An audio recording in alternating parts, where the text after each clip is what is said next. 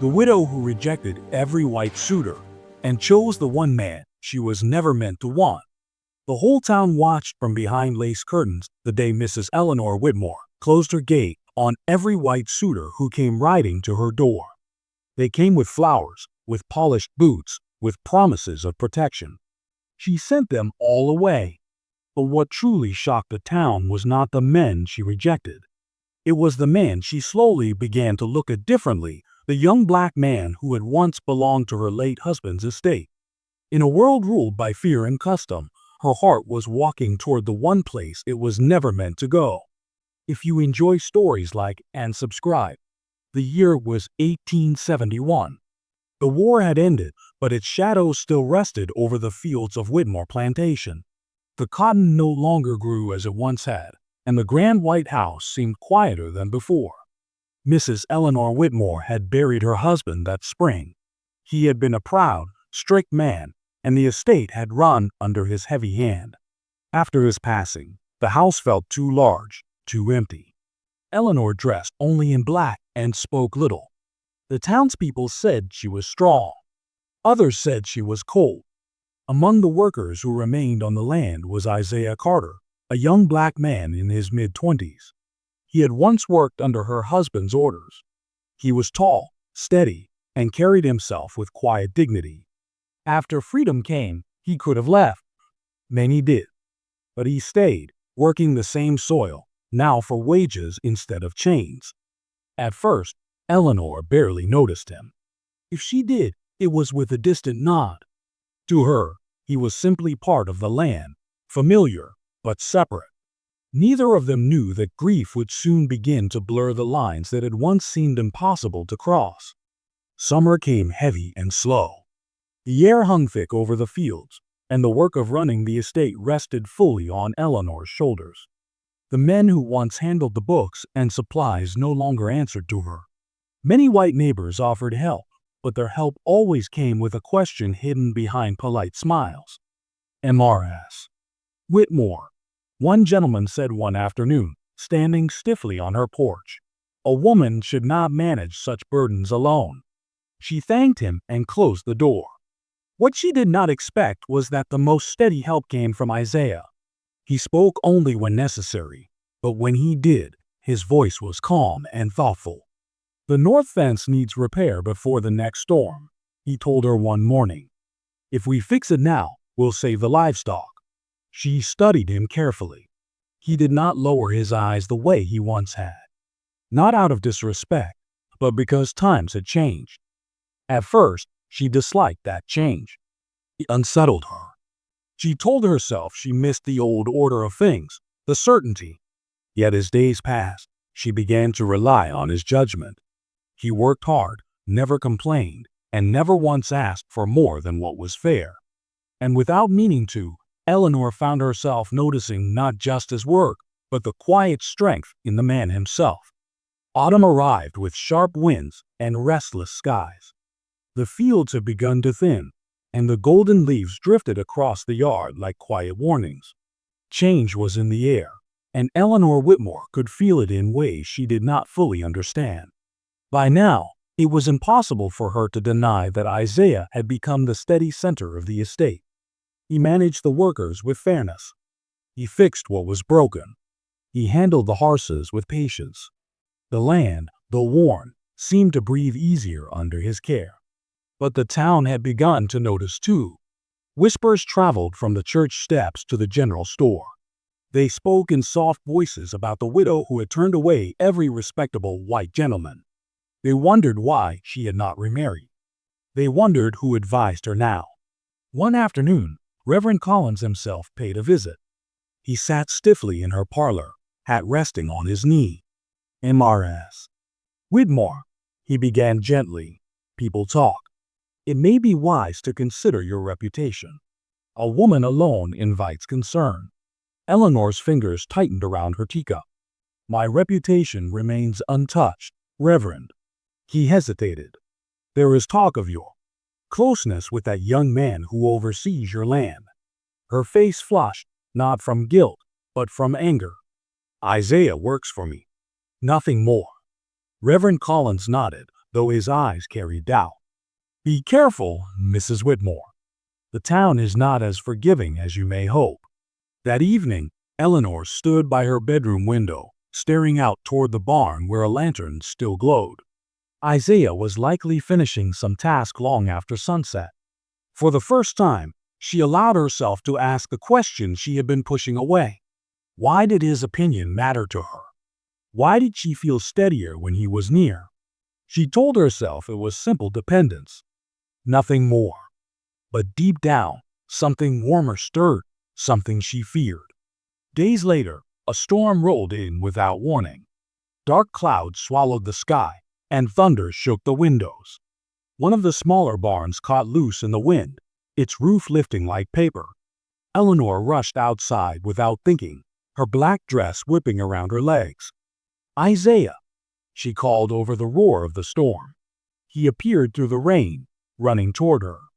"You should be inside, ma'am. The horses, they're still in there." Without hesitation, he dashed toward the barn. Eleanor followed despite his protest. Rain soaked her clothes. Mud clung to her shoes.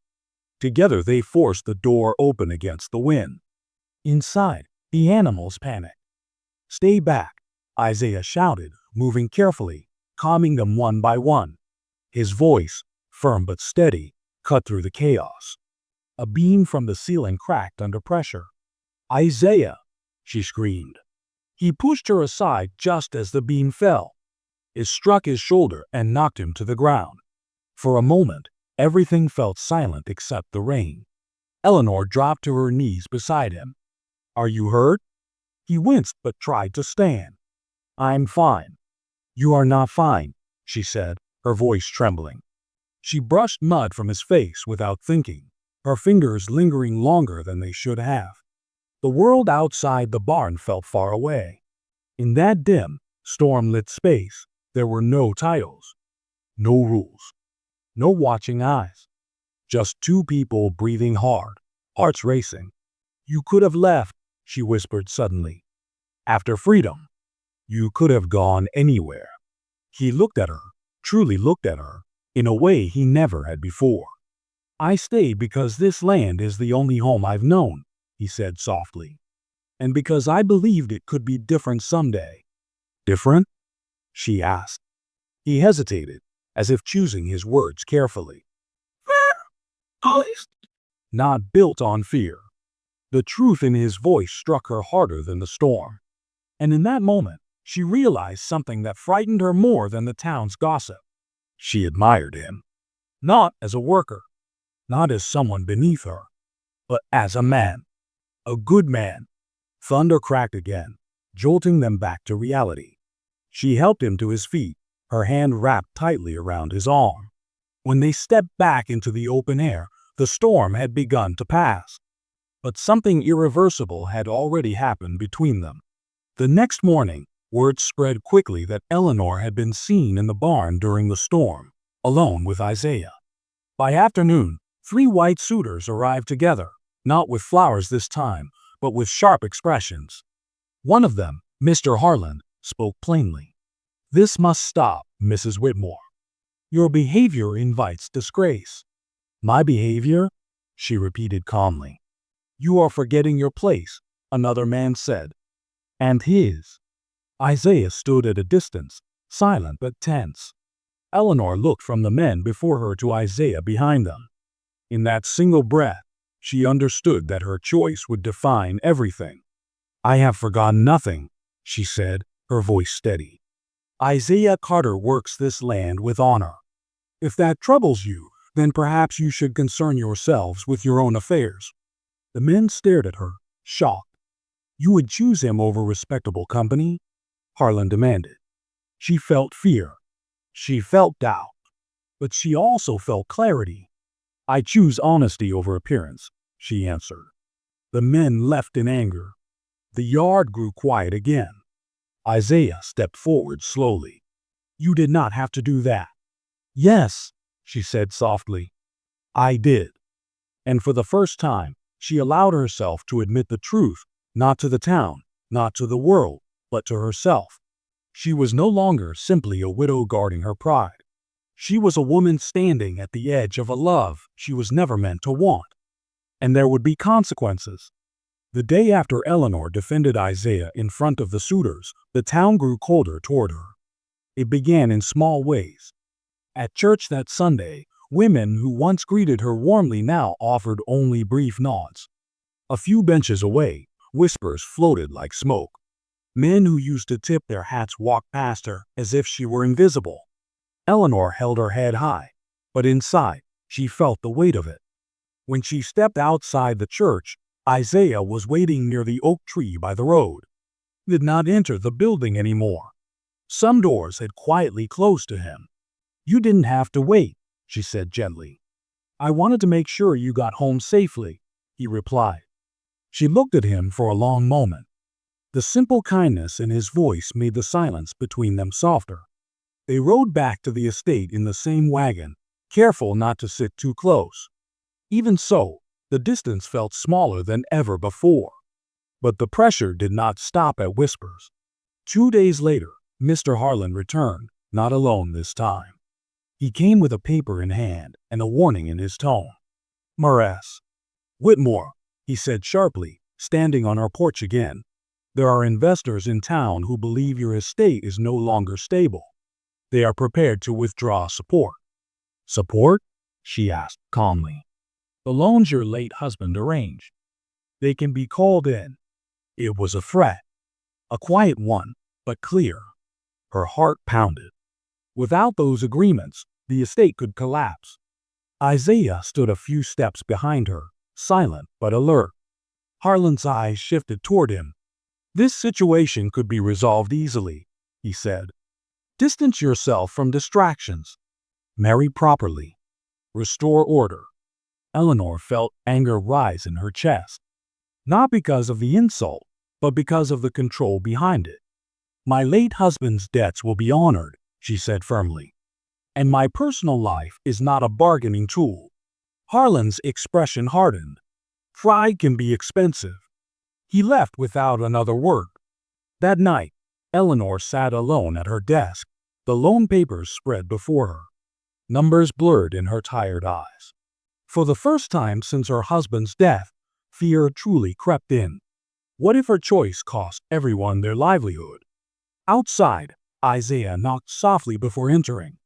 "I heard," he said quietly. She sighed. "The town believes they can frighten me." "Can they?" he asked gently. She hesitated. For a moment, she wanted to say yes. She wanted to admit she was afraid. But she also knew something had changed inside her. "I have lived my life by other people's rules," she said slowly. "First my father's, then my husband's. Now the town expects the same." She looked up at him. "And yet, when that barn was falling, none of those men were there. You were." He shifted slightly, uncomfortable with praise. "I was doing what was right." "Yes," she whispered. "You always do." Silence filled the room, but it no longer felt heavy. Isaiah stepped closer to the desk. "If the loans are called in, we can find another way. I've been saving wages. Others here trust you. We can make this land truly ours, not by title, but by effort." The word ours lingered in the air. Eleanor stood slowly. "You speak as if you plan to stay," she said. He met her eyes directly. "I stay because I choose to, not because I must." Those words settled deep in her heart. For the first time, she understood the difference. He was not tied to her by force or obligation. He was here because he believed in something better. The next morning, Eleanor did something no one expected. She rode into town alone and met with the investors herself. She presented clear records, detailed plans, and proof that the estate was slowly recovering. She spoke with calm strength, not as a widow in need, but as a landowner in command. Some men scoffed, but others listened. By afternoon, the immediate threat was delayed, not erased, but postponed. When she returned home, Isaiah was repairing the front fence. "They agreed to give us time," she said, a faint smile touching her lips. "Then we'll make that time count," he replied. The sun dipped low behind the fields, casting warm light across the land. Eleanor stepped closer to him than she ever had before. "I will not be frightened into marriage," she said softly. "Not for money. Not for approval." He swallowed, sensing the deeper meaning behind her words. "And I will not be the reason you lose everything," he answered carefully. "You are not a burden," she said firmly. "You are the reason this place still stands." The wind moved gently through the tall grass around them. For a moment, neither spoke. Then, in a voice barely above a whisper, she said, "Isaiah, what are we doing?" He took a slow breath. "We are standing where the world says we should not stand her." "And if it tears us apart?" she asked. "Then at least we will know we chose freely," he replied. Her heart trembled at the truth of that. She reached for his hand, slowly, giving him time to step away if he wished. He did not. Their fingers touched. No storm, no witnesses, just quiet understanding. In that simple gesture, the line between employer and worker faded completely. They were no longer walking towards something uncertain. They were already in it. But neither of them knew just how high the cost of that choice would rise. Winter came early that year. Frost settled over the fields like a quiet warning, and the town's patience with Eleanor Whitmore grew thinner than the ice on the river. The whispers had turned into open distance. Invitations stopped coming. Business in town felt colder than the air. But on the estate, something different was happening. The workers, seeing Eleanor stand firm, began standing a little taller themselves. Wages were fair. Voices were heard. Isaiah worked beside them, not above them. And slowly, the land began to give back. Still, the pressure from town did not fade. One evening, a letter arrived. It was brief and direct. The remaining loan would be called in by spring unless a more stable arrangement was made. The meaning was clear. Marriage to a respectable white man would silence the gossip and calm the investors. Eleanor read the letter twice, then folded it neatly. Isaiah stood by the fireplace, watching her expression. "They want control," he said quietly. "They want obedience," she corrected. Silence filled the room. For days, she avoided the subject. She moved through her duties with calm focus, but Isaiah could see the weight she carried. He did not push her. He simply worked harder, waking before dawn, sleeping long after dark. One night, she found him in the barn, mending a broken harness by lantern light. "You cannot solve this with more work," she said gently. He looked up at her. "If the estate fails, you lose everything." "We lose everything," she replied softly. The words surprised them both. He stood slowly. "Eleanor, if stepping away from me protects you, I will do it." The pain in his voice was quiet, but real. She felt something inside her break at the thought. "You think this is about protection?" she asked. "I have lived protected all my life. Protected from choice. Protected from my own heart." She stepped closer. "I rejected every suitor because none of them saw me. They saw land. They saw status. They saw a widow to rescue." Her voice trembled slightly. "You are the only one who speaks to me as if I am equal." He swallowed hard. "And you are the only one who has ever chosen to stay," she continued. "Not because you had to, but because you believed something better was possible." Tears welled in her eyes, but she did not look away. "I will not trade that for comfort." Outside, the wind rattled the barn doors. Inside, time seemed to slow. Isaiah stepped forward, careful, as if afraid the moment might vanish. "If you stand with me," he said quietly, "there will be consequences." "There already are," she replied. He hesitated only a second more. Then he reached for her, not boldly, not recklessly, but with deep respect. His hands rested gently at her waist, as though asking permission without words. She did not step back. For the first time, she allowed herself to lean into him. It was not dramatic. It was not loud. It was steady. In that embrace, She felt something she had never felt in her grand house filled with chandeliers and polished floors. She felt peace. The decision came the next morning. Eleanor rode into town again, this time not to negotiate. She met with the investors and calmly informed them that she would not be remarrying for business reasons. If they wished to call in the loan, she would sell part of the unused land to cover it. Some men scoffed. One warned her she was ruining her name. She stood tall. "A name built on fear is not worth keeping," she said simply. By selling a portion of the outer acreage, land her husband had rarely used, she cleared enough debt to free the estate from outside control. It meant living simpler, fewer luxuries, fewer comforts, but it meant freedom. When she returned home that evening, she found Isaiah repairing the porch steps. "It's done," she said. He studied her face carefully. "The loan?" "Paid." Relief washed over him. "And the suitors?" he asked carefully. She smiled faintly. "Gone." A long breath left his chest. The estate would no longer be grand in the way it once had been. There would be no lavish gatherings, no polished carriages riding through town. But something far more valuable had taken root. Over the next months, the house changed.